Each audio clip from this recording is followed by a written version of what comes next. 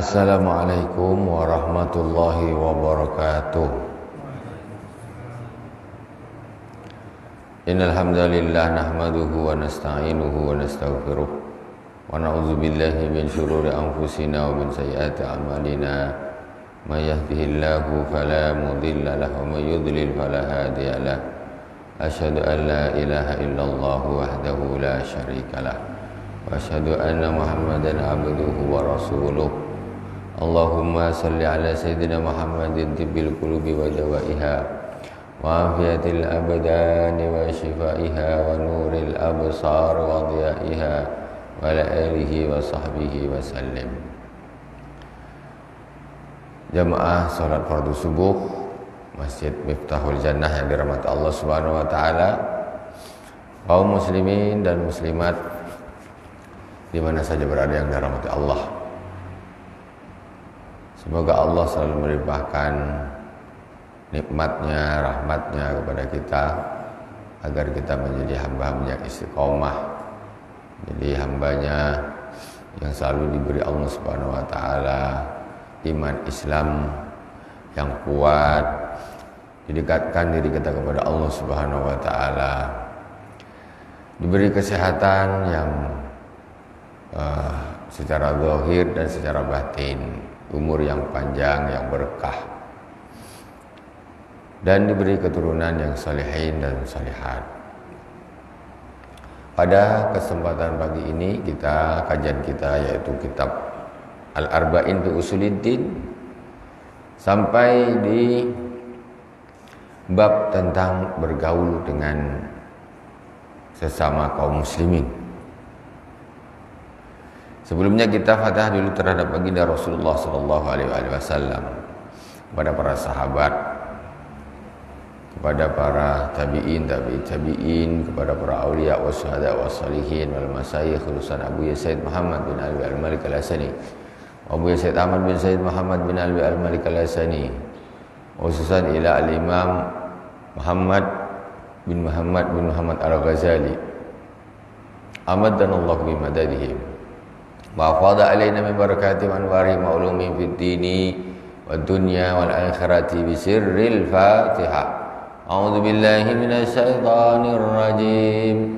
Bismillahirrahmanirrahim.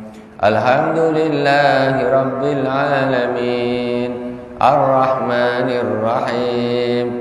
Maliki yaumiddin. Iyyaka na'budu wa iyyaka nasta'in. Ihdinas siratal mustaqim. Siratal ladzina an'amta 'alaihim ghairil maghdubi 'alaihim waladdallin. Amin.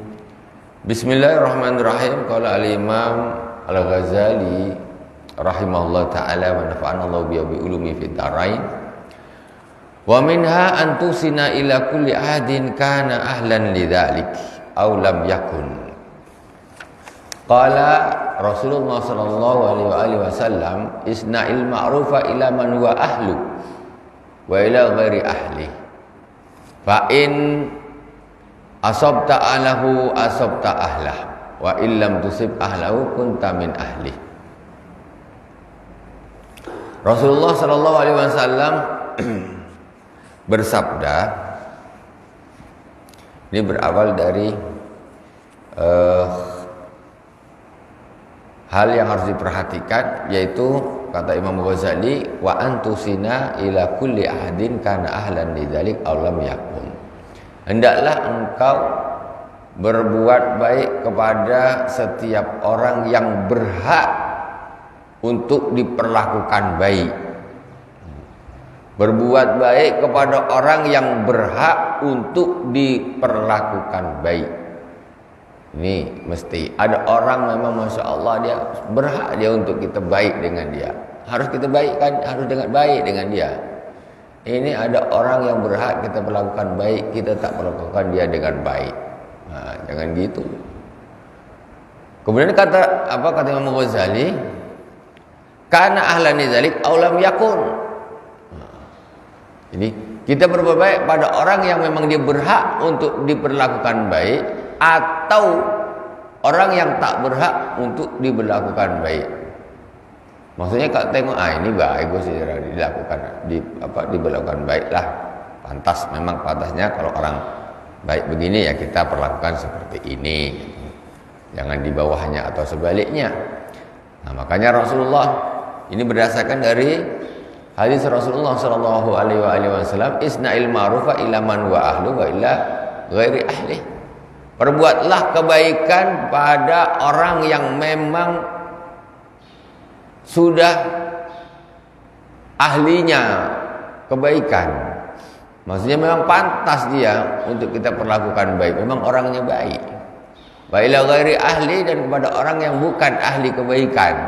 Maksudnya tidak, sebetulnya orang-orang itu enggak pantas untuk diperlakukan baik. Fa'in asabta ahlahu asabta ahlah, kata Rasulullah. Kalau engkau pas, kata Rasulullah, benar yang kau perlakukan baik itu memang orang yang berhak untuk diperlakukan baik, maka engkau telah sesuai. Engkau melakukan kebaikan tepat pada orangnya. Nah, paslah tuh, cocok. Nah, berarti kau tidak salah. Wa illam tusib ahlahu kunta min ahli. Tapi seandainya engkau berlakukan baik terhadap orang itu, ternyata orang ini lain dengan yang aku sangka. Aduh, kata Rasulullah, apa kalau begini? Kalau gitu engkaulah yang termasuk orang yang ahli di dalam kebaikan. Gitu. Ternyata ini orang ini, rupanya dia tak begini loh kayak kelakuannya, modelnya seperti ini. Kita berlakukan seperti orang baik pula. Kalau memang istilahnya salah prediksi, itu kata Rasulullah, kalau memang orang itu tidak berhak untuk diperlakukan baik, kok kamu perlakukan baik, berarti kamulah orang yang baik. Nah, jadi beruntung, tetap untung memperlakukan baik seseorang yang memang orang itu berhak untuk diperlakukan baik, berarti pas. Engkau orang baik, dia memang juga berhak untuk dibaiki, diperlakukan baik. Tapi seandainya kok salah perkiraan, kita perlakukan baik, ternyata orang itu bukan ahlinya untuk diperlakukan baik, ya sudah, engkaulah yang berarti yang baik. Nah, itu dia tak baik, itu urusan dia lah, maksudnya. Jadi karena kesalahan prediksi, tapi kamu tetap orang baik karena kamu memperlakukan baik kepada orang lain, kamu tak salah. Itu perlu diperhatikan. Ini jadi jangan karena ada suatu hal urusan pribadi, sehingga orang ini sebetulnya berhak untuk diperlakukan baik, tapi tak diperlakukan baik pula. Atau kebalikannya, orang yang tak berhak untuk diperlakukan baik, jelas-jelas ini. Tetapi karena ada hubungan yang entah macam mana, baik kawan dia atau seperti apa, akhirnya malah yang tidak berhak malah diperlakukan baik. Nyata sudah dia itu sebenarnya tidak berhak untuk diperlakukan seperti itu. Tapi kalau umpamanya salah di dalam memprediksi, tidak masalah. Wa minha an tukhaliqa kulla sinfin bi akhlaqihim wa la taltamis minal jahil wa la ghabi ma taltamisu minal wara' al-alim. Qala Daud alaihi salam, ilahi kaifa li ayyuhibbani nas wa aslama fi baini wa bainak wa uslima fi ma baini wa bainak fa'awha Allah subhanahu ilaihi khaliq ahlad dunya bi akhlaqid dunya wa khaliq ahlal akhirati bi akhlaqil akhirah. Kemudian berikutnya yaitu hal yang harus kita perhatikan dalam kita bergaul kepada sesama kaum muslimin, wa antu khaliqa kulla sinfin bi akhlaqihim. Hendaklah engkau ini berakhlak, berperilaku kepada setiap golongan sesuai dengan perilaku atau akhlak mereka. Nah, sesuaikan. Orang yang kita hadapi ini seperti apa, sesuaikan adabnya, perilaku kita dengan perilaku mereka. Nah, disesuaikan. Maksudnya gimana? Wala taltamis minal jahil walau ghabi ma taltamisul minal wara' al alim. Engkau jangan melakukan sesuatu yang engkau lakukan itu di hadapan orang bodoh seperti yang engkau lakukan di hadapan orang yang alim, yang wara. Jangan samakan.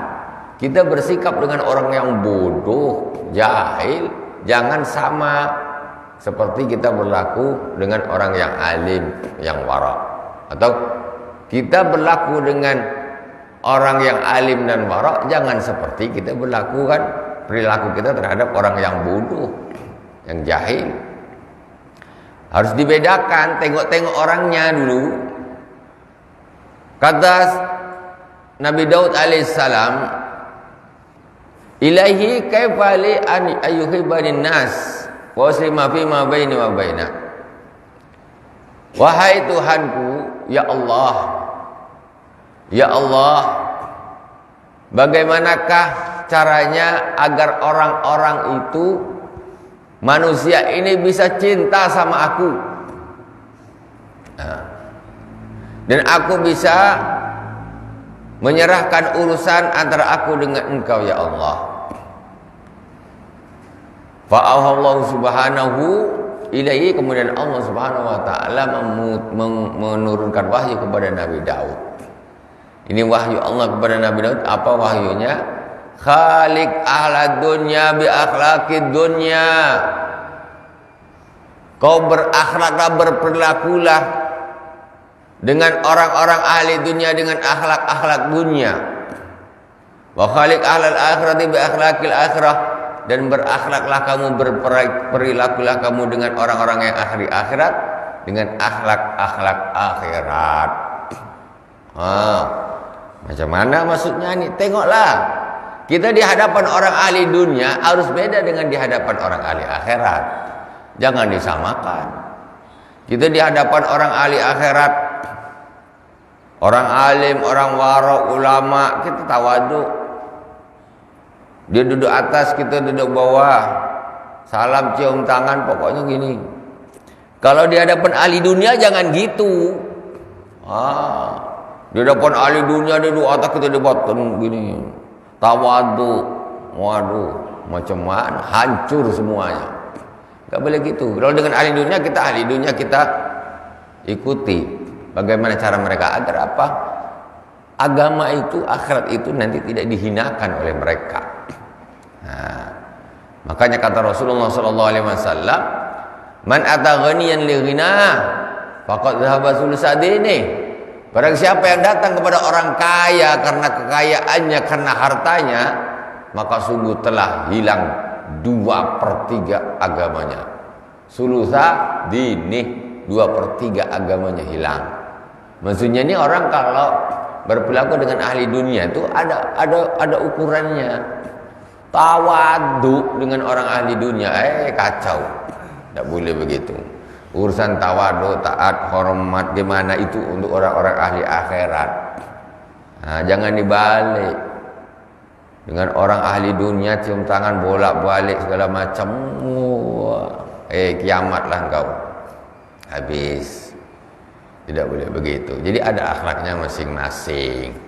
Jadi ini wahyu yang diturunkan kepada Nabi Daud alaihissalam. Jadi berperilakulah kamu dengan ahli dunia dengan akhlak-akhlak duniawi.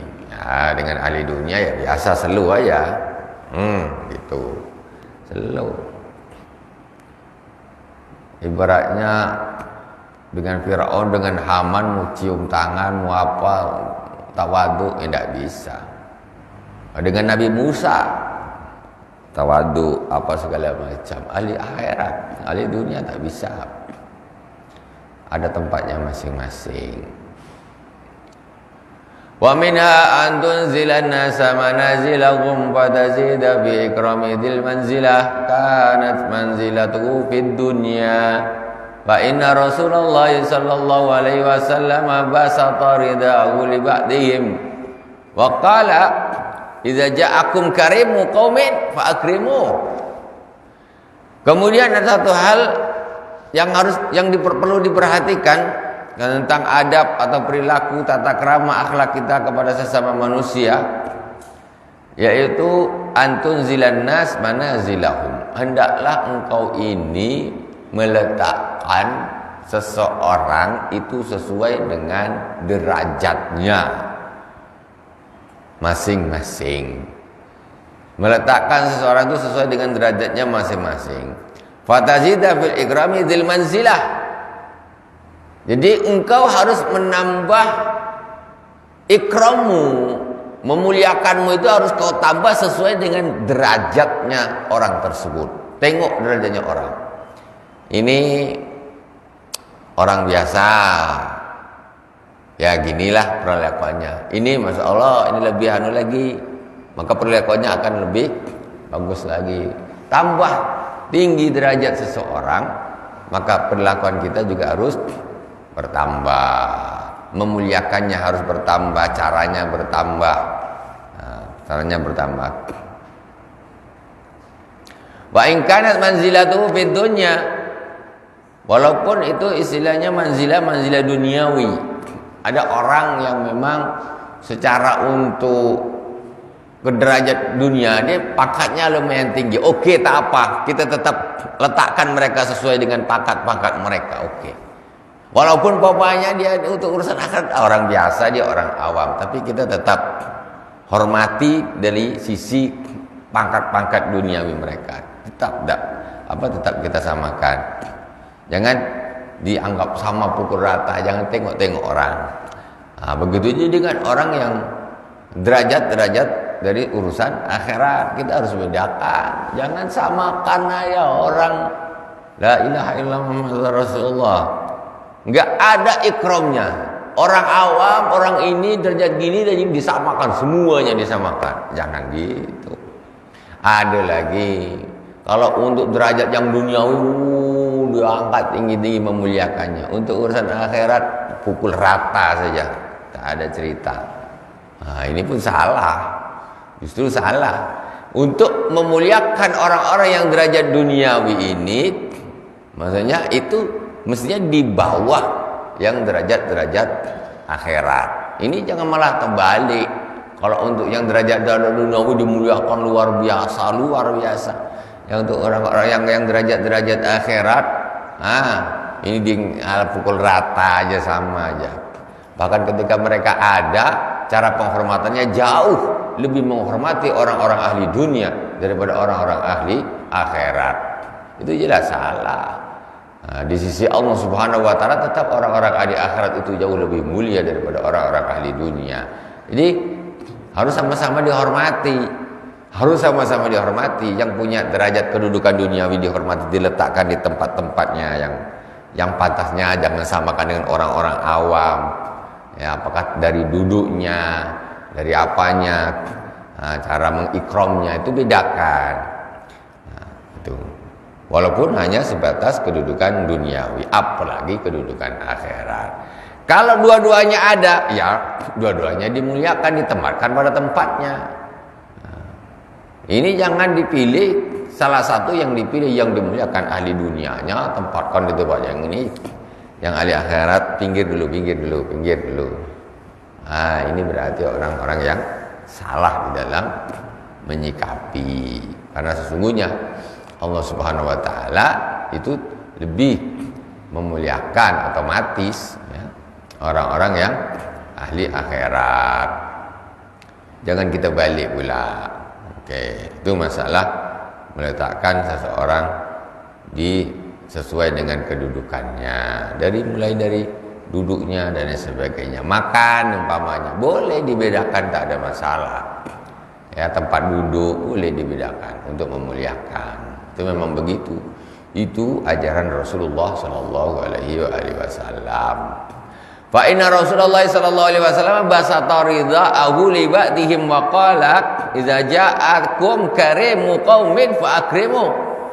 Jadi Rasulullah sallallahu alaihi wasallam tuh pernah, beliau ini membentangkan rida. Rida ini macam selendang, macam sal itu dibentangkan sama Rasulullah gini. Untuk apa? Kata Rasulullah, "Idza ja'akum karimu qaumin fa akrimu." Ketika datang kepada kalian orang-orang mulia suatu kaum, ketika datang kepada kalian orang-orang besar suatu kaum, fa akrimu, muliakan. Sampai Rasulullah itu membentang ridaknya. Selendang yang sudah dibentang supaya mereka tuh duduk di atas ridaknya Rasulullah sallallahu alaihi wasallam. Untuk apa? Untuk memuliakan. Itu penting. Ini enggak disamakan persis. Bahkan enggak diperhatikan, ada duduk orang apa derajatnya tinggi duduk terselit di sana, ada terselit di sana, terselit di sana. Dibiarkan gitu saja. Ya enggak begitu caranya. Tempatkan. Hanya dilihat. Makanya kadang-kadang nih kalau ada umpamanya entah acara entah apa, para penyambut tamu ini dia harus paham. Yang nyambut tamu, penerima tamu ini siapa? Kenal. Ini tak kenal. Yang menerima tamu ini tak kenal. Mana orang yang harus dimuliakan? Ini siapa? Ini siapa? Ini tak kenal. Bantai-bantai dia lah. Tak boleh begitu. Muliakan. Kadang-kadang repot lagi. Ini kadang-kadang acara-acara apa? Ini kadang-kadang mereka ini asal ngundang-undang saja, tapi tak kenal. Jadi orang-orang tak terselit-selit di mana nih, padahal orang-orang yang perlu dimuliakan. Enggak gitu. Penyambut tamu tengok siapa yang datang, silakan di sini, silakan di sini. Kau nak makan, nak makan bantai kau lah. Gitu, mana boleh gitu. Itu namanya orang tidak memuliakan. Tengok, ngundang orang ngundang, tapi kau harus perhatikan dulu siapa. Orang tuh jauh-jauh datang, sibuk-sibuk dia datang. Tiba-tiba datang selamba yang ngundang ni. Tak makan apa terserah. Paling yang nemuin siapa entah budak kecil entah siapa yang di sana. Ini melawa pun tidak. Itu namanya tidak meletakkan seseorang pada tempatnya. Jangan gitu. Tidak memuliakan tamu namanya tuh. Jadi kau hanya butuh acaramu ramai tapi engkau tidak bisa memuliakan tamumu. Jangan. Tak boleh gitu. Makanya yu'minu billahi wal yaumil akhir fal yukrim dhaifah.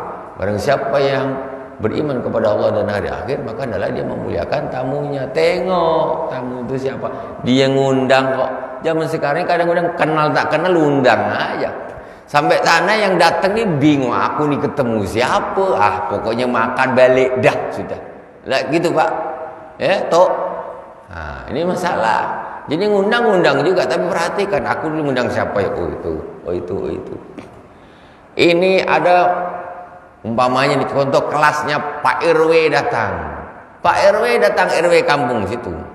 Jangan disamakan dengan orang-orang yang biasa. Tentu disambut, itu Pak RW datang. Paling tak kalau dia tak bisa ada wakilnya situ. Dudukkan sini di kursi ni, meja ni, dudukkan. Dipilih-pilih gitu.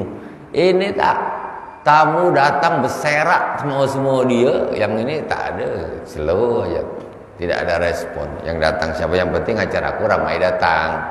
Jangan kayak begitu. Itu dibedakan. Tempat duduknya, dan sebagainya. Itu namanya apa? Antunzilan nas manazilahum. Ini perintah Rasulullah sallallahu alaihi wasallam. Jadi Rasulullah itu menghormati tamunya. Sampai tamu-tamu itu pembesar-pembesar kaum datang, dibentangkan sama Rasulullah selendangnya. Kurang apa? Rasulullah enggak gini aja. Tengok siapa yang datang tuh. Suruh taruh sini. Siapa datang? Sini. Bentangkan sekali. Tak main-main. Tuh kayak gitu. Ini jadi apalagi ngundang.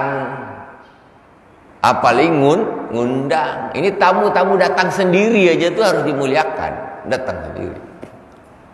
Ini ngundang di biar terserah aja, tak makan ke tak makan ke nak balik, yang penting nampak dah cukup lah tu. Jangan begitulah.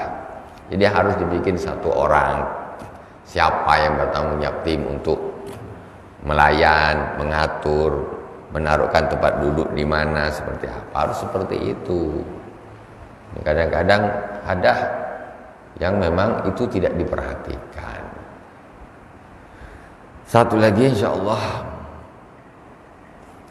dari wa antasura auratal muslimin wa minha antasura auratil muslimin qala la yaramru'un min akhihi auratan fayasturaha alaihi illa dakhalal jannah.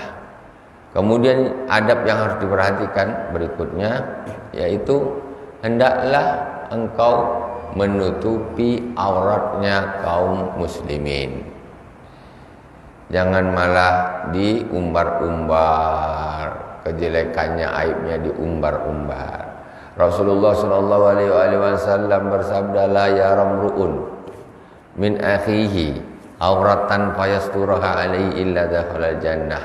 Tidaklah seseorang melihat auratnya saudaranya, kemudian dia mau, maksudnya aurat ini kejelekan-kejelekan, ada aib-aibnya, kemudian dia menutupinya, maka dia akan masuk ke dalam surga. Cuma kadang-kadang mulut nih gatal. Ada orang jelek sebabnya nak cerita aja, gatal mulutnya. Kebiasaan menceritakan aib orang. Tutupi, illa dakhala jannah, kata Rasulullah, maka orang tersebut akan masuk ke dalam surga. Wa qala alaihi salatu wasallam, ya ma'syara man amana bilisanihi wa lam yadkhulil imanu fi qalbihi la taghtabul muslimina wa la tattabi'u auratihim. Wahai orang-orang yang beriman lisannya saja, tetapi iman itu belum masuk ke dalam hatinya, kata Rasulullah, janganlah engkau menghibah kaum muslimin, dan janganlah kau cari-cari auratnya, kejelekan-kejelekannya. Fa inna man yattabi'u aurata akhil muslim yattabi'ullahu auratah.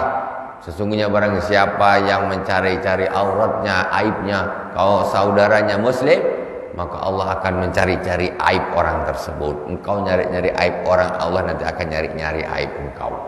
Wa may yattabi'illaha auratahu yafdahu walau fi jawfi baitih. Maka barang siapa yang suka mencari aib orang lain, saudara yang muslim, Allah akan mencari aib, mencari-cari aibnya. Dan barang siapa yang Allah mencari aibnya, maka dia nanti akan di yafdah ini, aku akan membuka aib tersebut, ya. Allah akan membuka aibnya tersebut walau fi jawfi baitih, walaupun dia berada di tengah-tengah rumahnya, dia tak kemana-mana pun, aib itu akan kemana-mana nanti. Jadi orang nanti yang akan paling tersebar aibnya adalah orang yang paling suka menyebar aib orang lain. Allah yang akan nyebarkan tuh nanti. Kau suka ngorek-ngorek aib orang, nanti engkau adalah orang yang paling terkenal aibnya. Kenapa? Allah akan menterkenalkan, membuka aibmu walaupun kau berada di rumah kau di rumah saja, tetapi Allah akan menyebarkan aibmu nanti. Itu karena kesalahanmu suka mencari-cari aibnya orang lain. Fajaza'u sayyi'atin sayyi'atun misluha. Pembalasan dari satu perbuatan jelek itu adalah perbuatan jelek yang serupa dengan perbuatan jelek tersebut. Semoga Allah Subhanahu wa taala memberikan kita akhlak yang baik-baik, ya, menjadikan kita orang-orang hamba-hamba Allah yang berakhlak mulia, yang taat, beriman, bertakwa dan istiqomah. Alhamdulillah rabbil alamin. Semoga berkah dari awal sampai akhir. Mohon maaf atas segala kekurangan. Subhanakallahumma wa bihamdik, asyhadu an la ilaha illa anta, astaghfiruka wa atubu ilaik. Wa sallallahu ala sayyidina Muhammadin wa ala alihi washabihi wa baraka wa sallam. Alhamdulillahi rabbil alamin. Wassalamualaikum warahmatullahi wabarakatuh.